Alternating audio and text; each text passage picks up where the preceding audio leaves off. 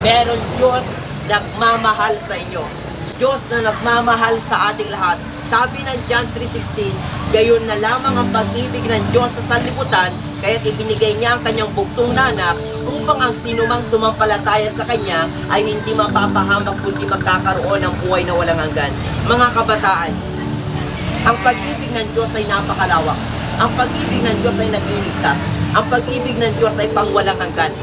Bakit isinakripisyo ng Diyos Ama ang kanyang anak na si Jesus? Dahil tayong mga tao ay makasalanan na nangangailangan ng kaligtasan. Sapagkat ang ating unang magulang na sina Adan at Eva ay mas piniling sumuway sa utos ng Diyos kaysa sa sumunod.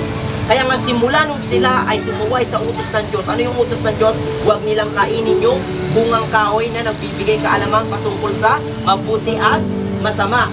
Pero nagpatukso sila kay Satanas. Kaya nung simula nung nagkasala sila at sumuway sila sa utos ng Diyos, ano nangyari? Pumasok ngayon sa mundo yung kasalanan.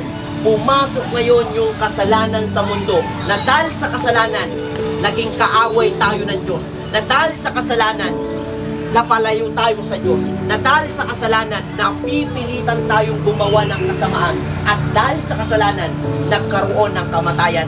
Sabi ng Roma 6:23, ang kabayaran ng kasalanan ay kamatayan. Merong two kinds of death. Physical death, that's why may mga namamatay, at eternal death. Okay? Dahil yan sa kasalanan. Dahil sa kasalanan, nagkasakit ang tao. At alam nyo po, lahat tayo ay likas ng makasalanan. Kagaya ni Eva at Adan, tayong mga tao din ay hindi din nagpasakop sa pag-aari ng Diyos. Tayo din ay lumapastangan sa Diyos at tayo din ay gumawa ng kasamaan. At alam nyo po, wala pong taong perpekto. Meron bang taong perpekto? Wala.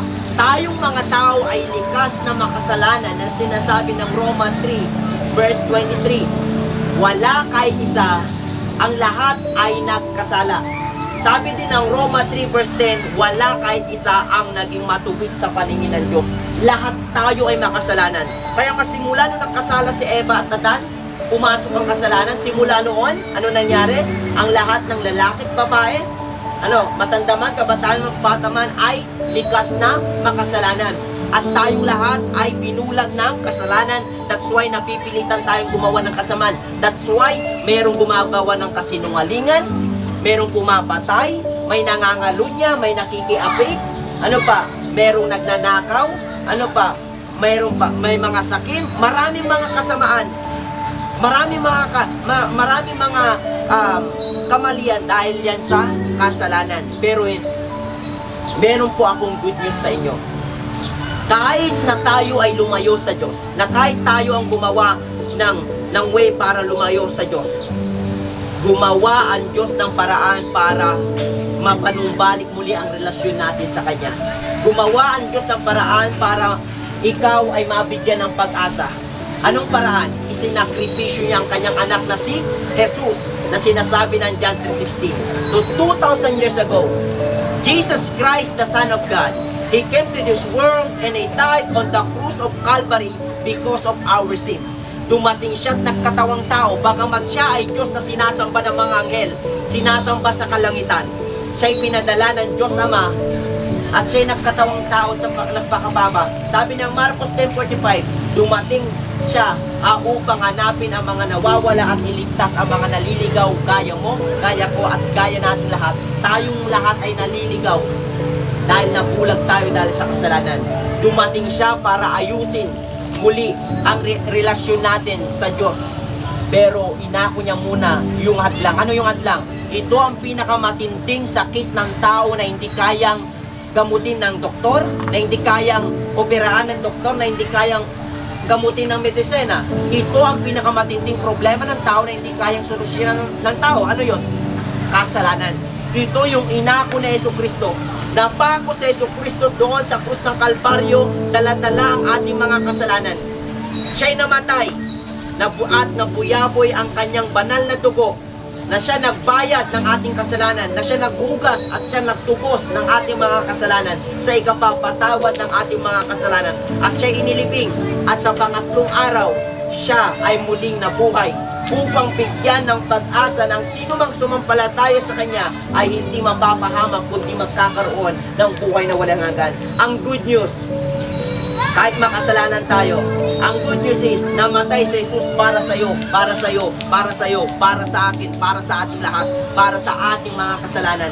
Binayaran na niya ang ating kasalanan, tinubos na niya ang ating mga kasalanan.